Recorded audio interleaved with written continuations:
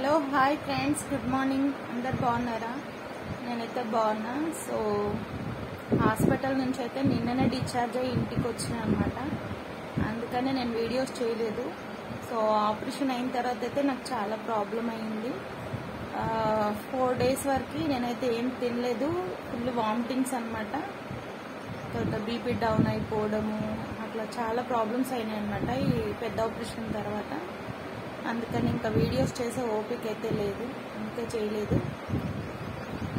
5 daysకి పంపిస్తామన్న వాళ్ళు ఇంకా 6-7 days అక్కడే పెట్టుకున్నారు, హాస్పిటల్లో పంపించలేదు.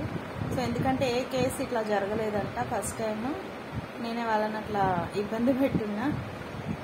చాలా వామిటింగ్స్, ఏం తినలేదు కదా, బాగా నీరసం. ఇంకా అందుకని నిన్న డిశ్చార్జ్ చేసి పంపించారు. ఇంటికైతే వచ్చిన, మళ్ళీ వెళ్ళాలి హాస్పిటల్స్కి. మళ్ళీ స్టిచెస్ ఉన్నాయి కదా, అవి తీయించడానికి వెళ్ళాలి నేను. సో ఇంకా బెడ్ పైనే ఇప్పుడైతే 6 months వరకు బెడ్ రెస్ట్ తీసుకోమన్నారు.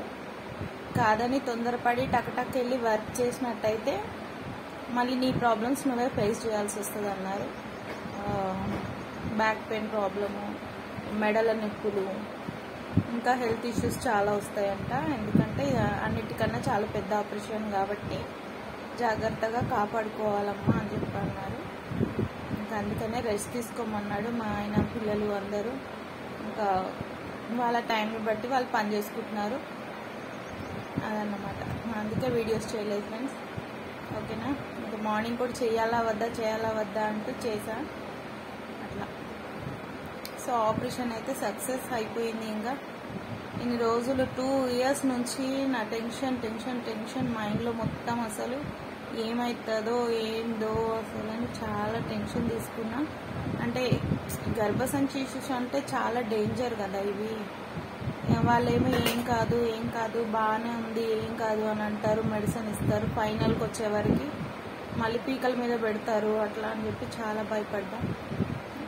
చాలా స్కాన్స్, చాలా హాస్పిటల్స్, మెడిసిన్స్, ఇంజెక్షన్స్, లాప్రోస్కోపీ, చిన్న సర్జరీ, నరక యాతన అనుభవించిన ఈ టార్చర్ ఎవరికి రావద్దని ఆ దేవుడిని అయితే కోరుకుంటున్నా. ఏ ఆడపిల్లలకి ఇలాంటి సమస్యలు అయితే ఇవ్వద్దు ఆ దేవుడు. ఇంకా నేను ఎప్పుడు ఏం పాపాలు చేస్తున్నానో నాకే రాసి పెట్టింది ఇలాంటివన్నీ దేవుడైతే. సో అనుభవించాలి కదా నా తలరాతను నేను, అందుకే అనుభవిస్తున్నా. ఆడవాళ్ళు కూడా జాగ్రత్తగా ఉండండి, ఎలాంటి ఇన్ఫెక్షన్స్ చేరకుండా జాగ్రత్తగా చూసుకోండి, చాలా నీట్గా ఉండండి. మనం ఎంత నీట్గా ఉన్నా ఏదో ఒక తప్పు ఏదో ఒకసారి జరుగుతూనే ఉంటుంది, దాన్ని మనం ఆపలేము. కానీ దేవుడి దయ వల్ల అయితే అందరు బాగుండాలి. ఇలాంటి సమస్యలు అయితే ఆడవాళ్ళకి రావద్దనే కోరుకుంటాం.